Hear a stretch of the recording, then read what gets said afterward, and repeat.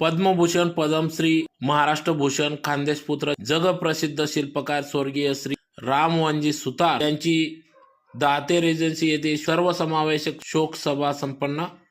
याबाबत वृत्त असे की आज दिनांक 21 डिसेंबर 2025 रोजी सायंकाळी 5 ते 7 दरम्यान धुळे शहरातील दाते रेजन्सी या ठिकाणी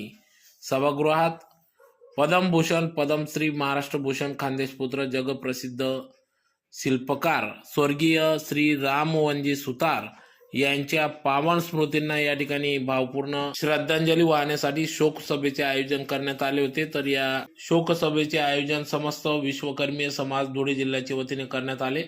प्रसंगी या ठिकाणी खासदार डॉक्टर शोभाताई बच्चा, माजी आमदार शरद पाटील, माजी नगरसेवक दिनेश शार्दूल, माजी नगरसेवक दीपक शेलार, पंडित मिस्त्री दिगंबर मिस्त्री,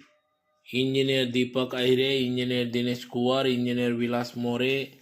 राजेंद्र मोरे, डॉक्टर नितीन कापडणीस, सतीश कैरनार, इंजिनियर विजय शेलार, निलेश सुरंशी, मधुकर हिरे आदी सर्व पदाधिकारी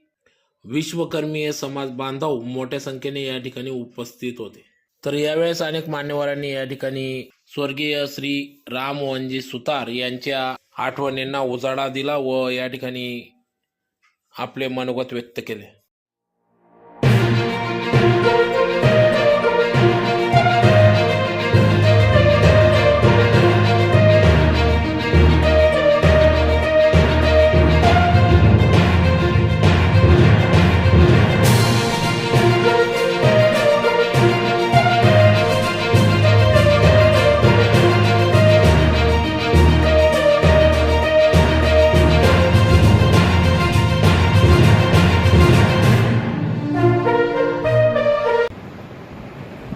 या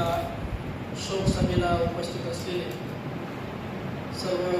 जिल्ह्यातील सर्व सन्मान्य नागरिक, खरं तर आपल्या धुळे जिल्ह्याचं भूषण स्वर्गवासी रामजी सुतार यांच्या या शोक सभेला उपस्थित असताना आपल्या सर्वांना परिचित आहे की स्वर्गवासी सुतार साहेबांना पद्मश्री, पद्मभूषण, महाराष्ट्र भूषण अशा अनेक पुरस्कारांनी पहिल्याच्या पूर्वी होतं, ढोरांच्या मेल्यानंतर त्यांच्या चामड्यामध्ये पाणी व्हायचे, त्या चामड्याच्या अनेक वस्तू करायचे, परंतु माणूस जर मेला तर ते जाळल्याशिवाय आणि पुरल्याशिवाय माणसाचा कुठलाही पार्ट मेल्यानंतर कामात येत नाही। तो फक्त त्याची करणी आणि त्याचं कर्म हेच त्याला नारायणापर्यंत नेतं। असे आपले धुळे जिल्ह्यातून असा नरचा नारायण झालेल्या या महान आत्म्यात मी भावपूर्ण भारतीय जनता पार्टी धुळे जिल्हा महानगराच्या वतीनं जिल्हाध्यक्ष गजेंद्र शेडपळकर, धुळे शहराचे विद्यमान आमदार माननीय अनुभैयाजी अग्रवाल, त्याचप्रमाणे भारतीय जनता पार्टीचे सर्व दोघं या ठिकाणी उपस्थित असलेले महापौर, माजी महापौर प्रदीप नाना करपे, चंदूबापू सोनार आणि भारतीय जनता पार्टी ओबीसी आघाडीच्या वतीने आणि माझ्या गवळी समाज संघटनेच्या वतीने मी या ठिकाणी स्वर्गीय रामजी सुतार यांना भावपूर्ण श्रद्धांजली अर्पण करतो। मला असं वाटतं की संपूर्ण देशीय आणि आंतरराष्ट्रीय ख्यातनाम असे शिल्पकार कैलासवासी राम सुतारजी यांना श्रद्धांजली वाहण्यासाठी आपण सर्वजण उपस्थित झालेलो आहोत। राम सुतारजी हे गोंदूरचे, परंतु त्यांनी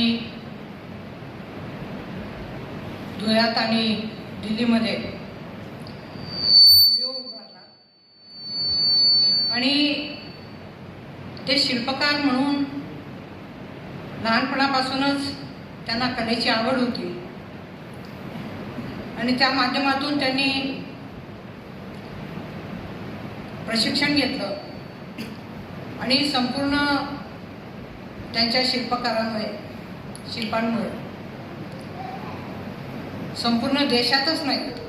तर जगात देखील त्यांनी 200च्या वरती शिल्प उभारलेली आहेत.